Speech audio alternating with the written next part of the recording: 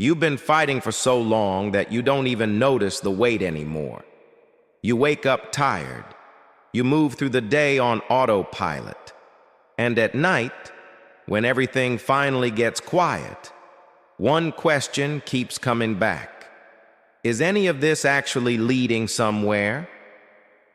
If that question has been following you lately, this video is for you. Because here's something most people never realize. The urge to quit doesn't show up when you're weak. It shows up when your old habits realize they're losing control. That heaviness you feel, that resistance, that mental fatigue. It's not a sign you're failing. It's the last fight of the version of you that cannot follow you into your future. Most people retreat right here. They mistake pressure for proof they're on the wrong path. But if you push just a little further when every instinct tells you to leave, you'll watch that old version finally fall apart. Most people never reach this stage. They quit one step before the awakening. One step before the breakthrough. And once you understand what's really happening here, quitting won't even feel like an option anymore. When life gets hard, your mind becomes your enemy. It whispers things that sound reasonable. This isn't working. You're behind. Maybe you're not built for this. That voice feels convincing because it knows you well. It uses your fear, your fatigue, your past mistakes. But the Stoics would tell you something most people never learn. Pain is not a dead end. It's preparation. Marcus Aurelius wrote, "The impediment to action advances action. What stands in the way becomes the way." Read that again. What you're facing right now isn't blocking your path. It is your path. No one becomes disciplined in comfort. No one becomes sharp in ease. No one discovers who they truly are when life cooperates. You are shaped under pressure. You are revealed in storms. You are defined in the moments when everything inside you screams, "Stop," and you take one more step anyway. Emotional spike. Here's a hard truth most men never hear. If this weren't difficult, it wouldn't be changing you. Most men quit because they misunderstand fatigue. They think, if this were meant for me, it wouldn't be this hard. That belief is dangerously wrong. The things meant for you will demand your evolution. They will stretch you. They will scare you. They will humble you. They may even break parts of you. Why? Because the version of you that started this journey is not the version capable of finishing it. That tension you feel, the frustration, the doubt, the heaviness, that's not collapse. That's construction. It's the old version of you cracking under the weight of becoming more. Growth never feels good while it's happening. Transformation is always painful before it becomes powerful. Think back honestly. The moments that built you were never the easy ones.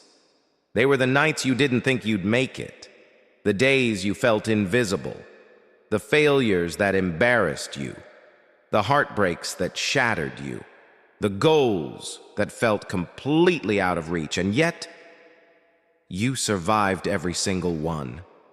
You have a 100% survival rate for every hard thing you've ever faced.